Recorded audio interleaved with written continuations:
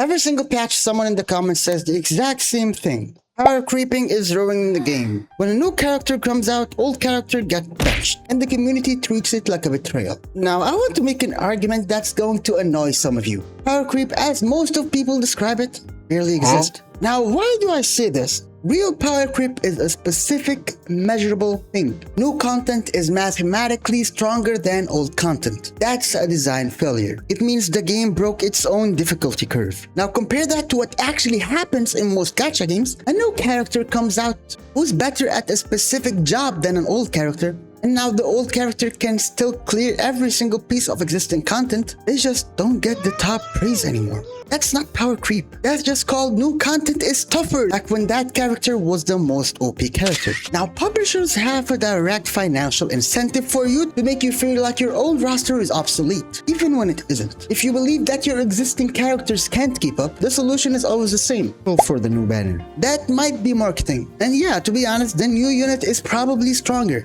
and it is engineered to make you feel that gap. Now this one includes people like me. I'm not exempting myself from the problem. Tier lists and DPS ranking are genuinely useful tools, but they compress an entire game's worth of nuance into a letter grade. And a letter grade drop feels like a demotion even when the underlying character doesn't change at all.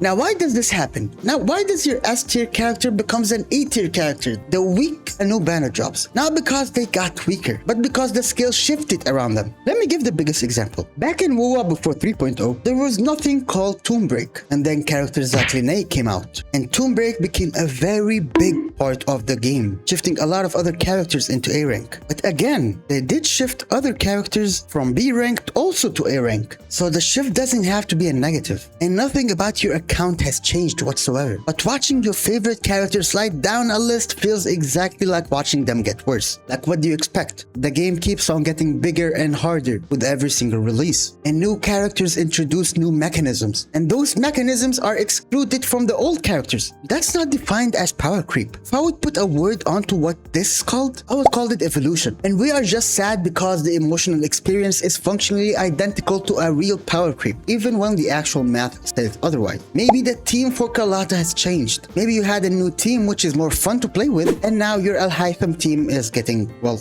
benched. And when you get back to that Al Haytham team, you just don't feel that same excitement. And we just label it a power creep.